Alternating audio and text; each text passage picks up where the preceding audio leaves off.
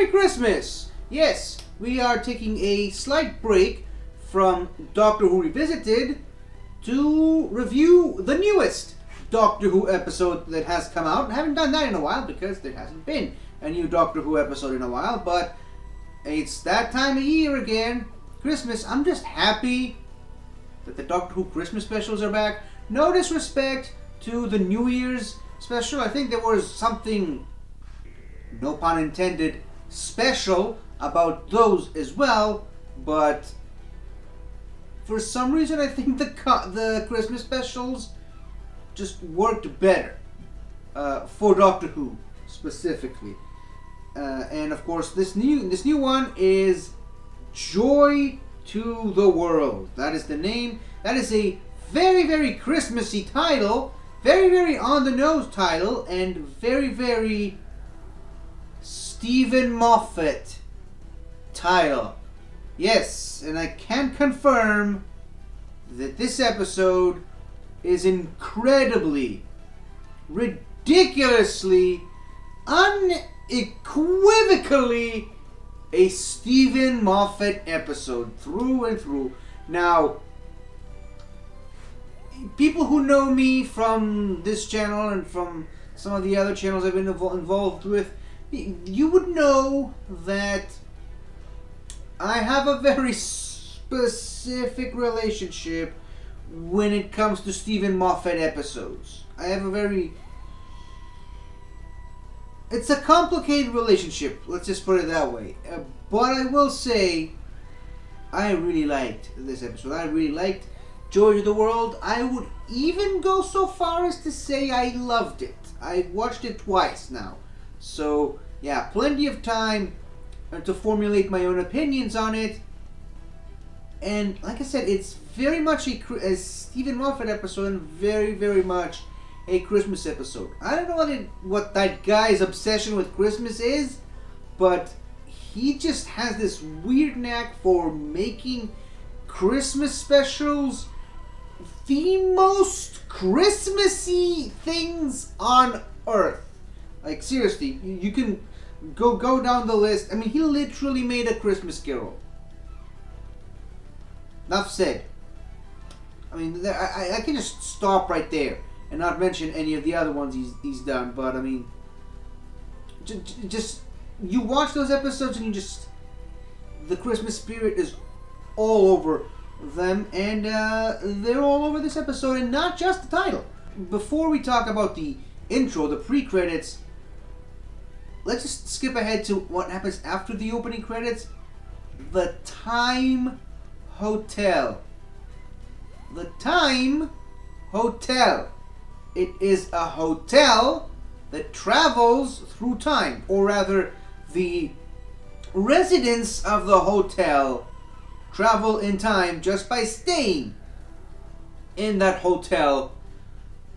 That is the type of ideas that could only ever come from the mind of one Stephen Moffat, and I love it. I absolutely love it. It's such an inventive idea, and it's so creative.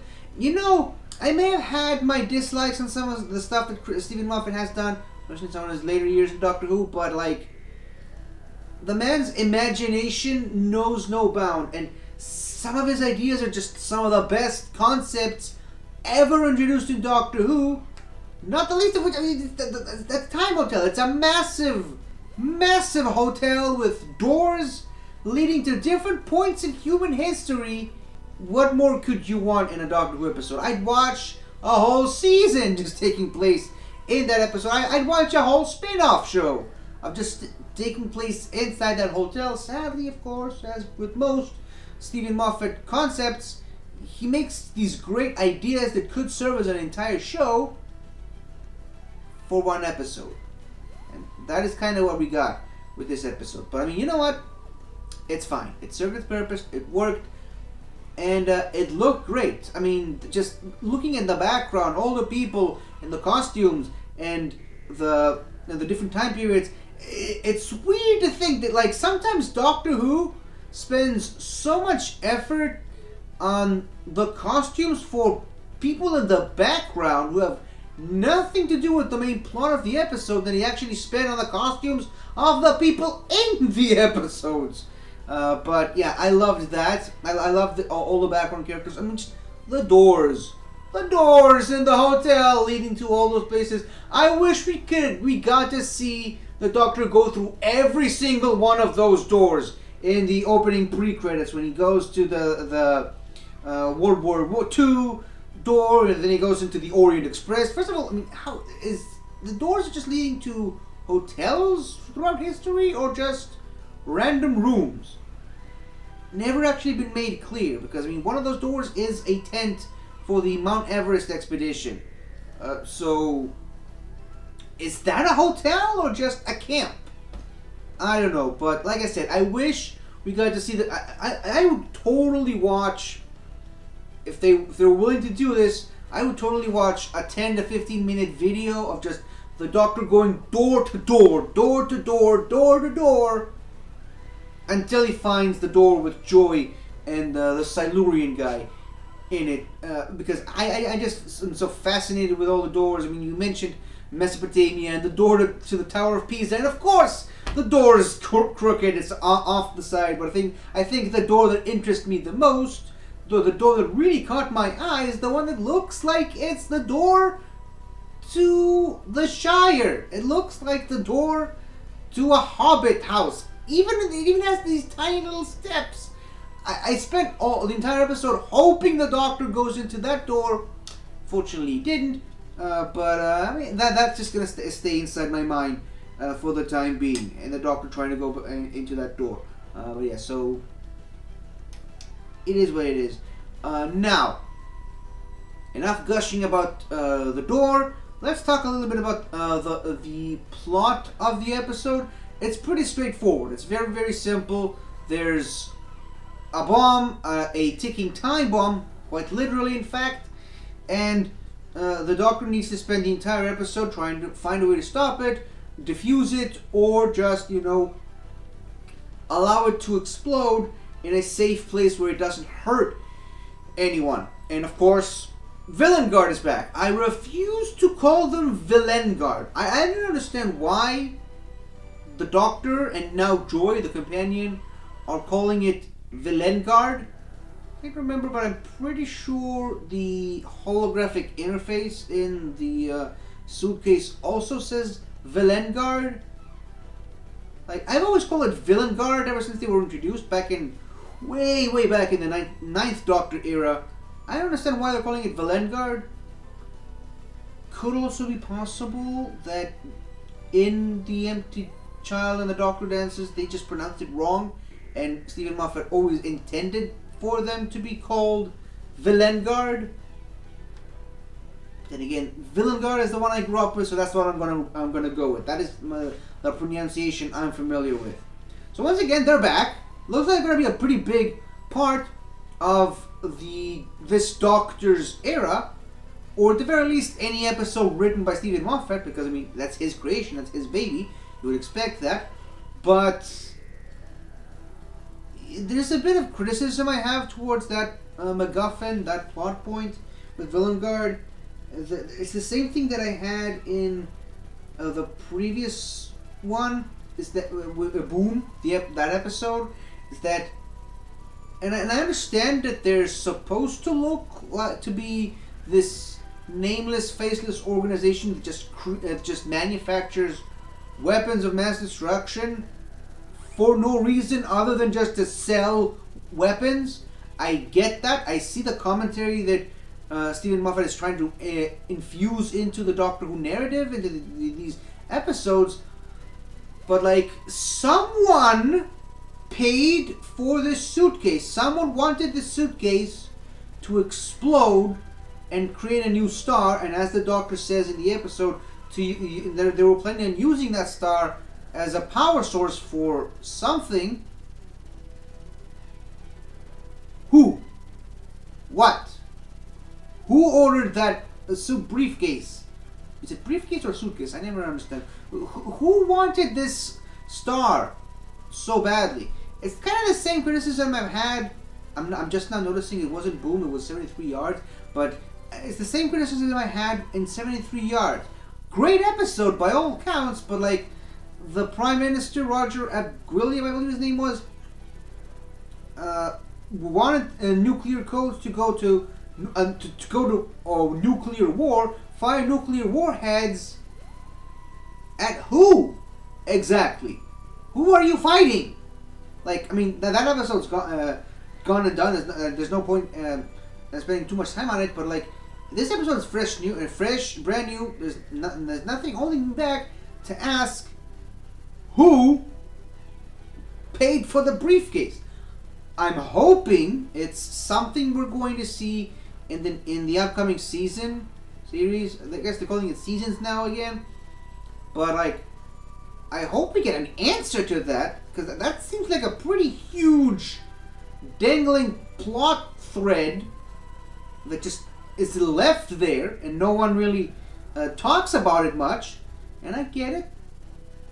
A lot of the times, some of these things happen with Stephen Moffat episodes, but a lot of the times the episodes are just so good that no one really pays any attention to it.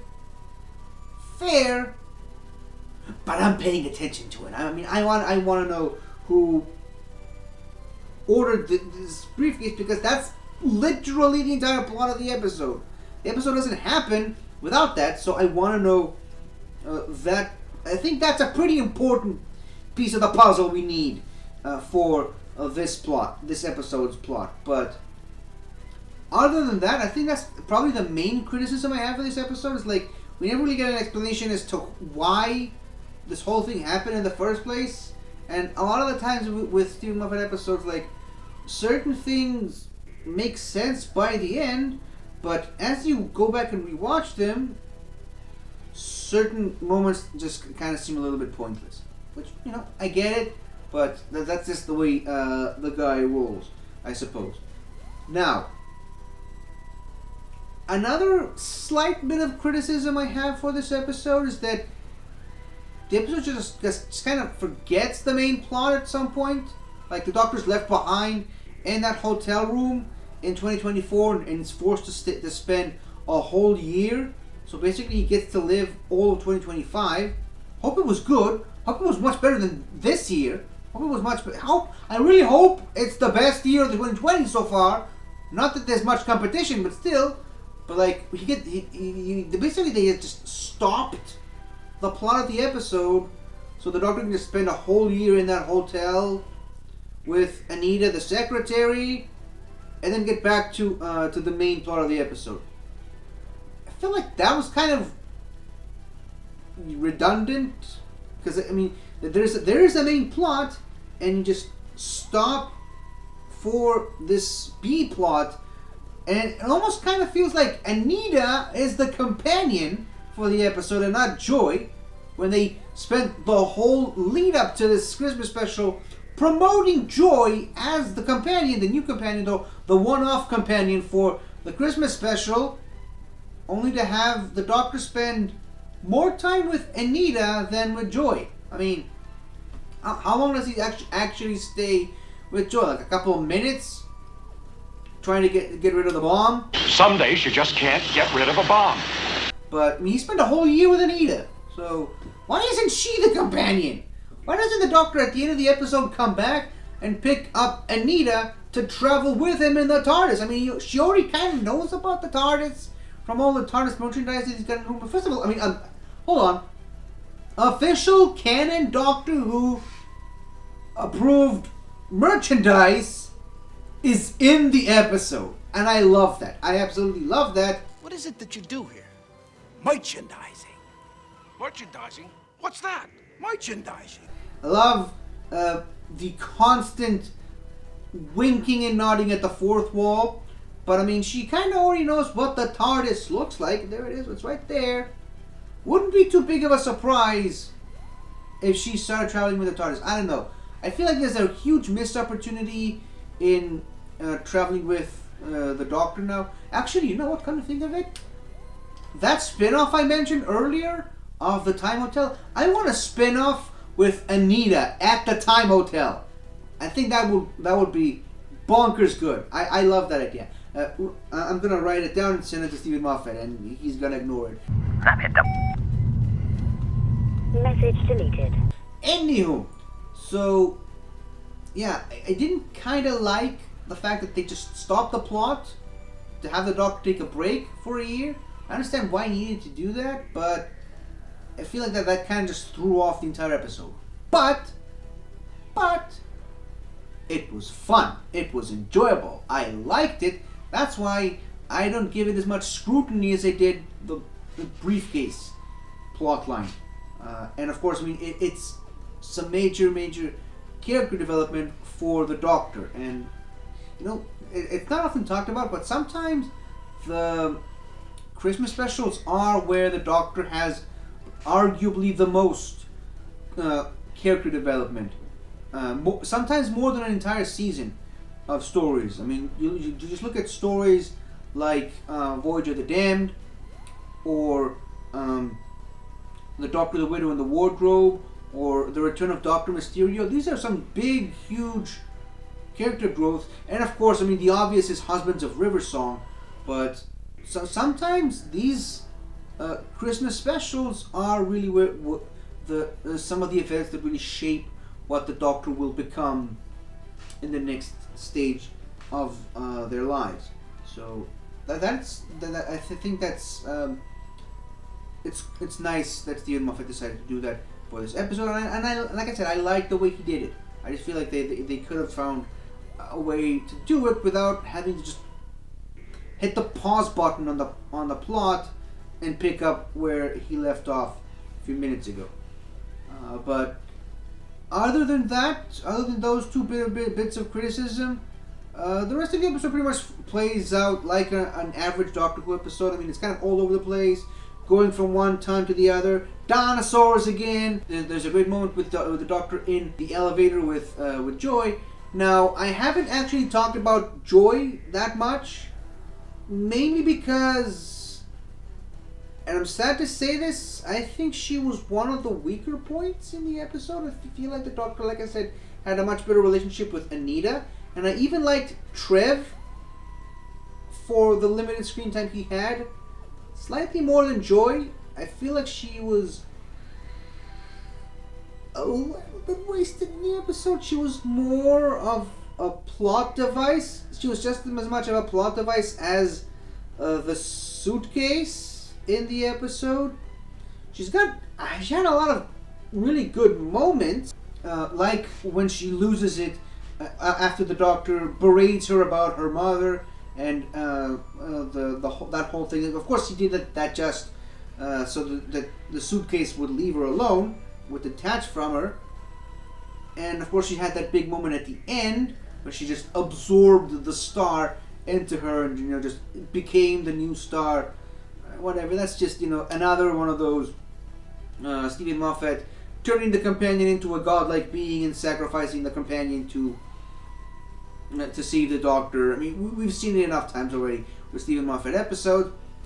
I feel again that's why I think that whole aspect of the companion that Stephen Moffat likes to infuse into the companions was a little bit played out at this point. Maybe that's why her sacrifice didn't really mean that much to me. Mainly because we didn't really get to spend that much time with her, and the Doctor didn't get to spend that much time with her. When you look at, I mentioned Voyage of the Damned. You look at Astrid's sacrifice in Voyage of the Damned. The reason why that hits you the way that it did is because of the journey that this character and the Doctor got to spend pretty much from the start of the episode. He kind of confides in her that he's a stowaway, and she doesn't immediately report him. She gives him extra drinks. He takes her with him. Sorry, tripping over my words here. He takes her with him on a trip to Earth and back again, and she vouches for him when the security guys try to take him away. Then they spend this whole episode climbing through the hull of the broken Titanic, the space Titanic, I should say, all the way to the top, and then she sacrifices himself. And like the feel and the emotion on the Doctor's face when she plunges into her death,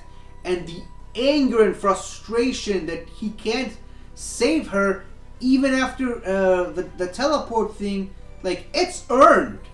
She earned that moment, and you feel for her, at least I did, a lot more than I felt for Joy when she sacrificed herself. I mean, it's not like we don't know enough about her. We get all the information we need from her, and that's why that she's got that moment at the end with her and her mother, which didn't really kind of make sense. Like, did she absorb her mother's soul into the star? Did she physically absorb her mom? I don't understand what happened there, but like, it was a nice moment, but again, I don't think the sacrifice was earned enough. Mainly because the Doctor got to spend more time with other characters throughout the episode than he did with her. They only shared like one, maybe two moments together in the entire episode, including her sacrifice. So there really isn't much I can say about that. It kind of feels like they just wasted the character, but the character was there to serve a purpose in the story, which it was. And oh yeah, because Stephen Moffat loves the show, how everyone loves the show, everyone how clever he is. She literally became joy to the world because she just happened to sacrifice herself and become a star on the night Jesus was born. Yeah, I did say that Stephen Moffat likes to make his Christmas specials as Christmassy as possible. I mean, just when you think that man can't be too on the nose, he goes and does something like this. But you know what? After so many years of his stories with Doctor Who, I guess I'm kind of used to it at this point. So I was like, yeah, sure, why not? I mean, obviously, knowing who I am and where I live, I obviously recognized Bethlehem even before the title card. I don't think we even needed the title card, Bethlehem, and the number of the year. I think that was a little pointless. It's like, we get it, Steven. We got it. We know where that is. The shot of the city and the camels in the background was enough. We didn't need the title card, but whatever.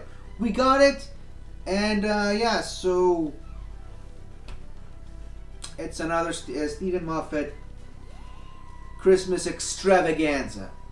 But yeah, like I said, great concept with the time the Time Hotel.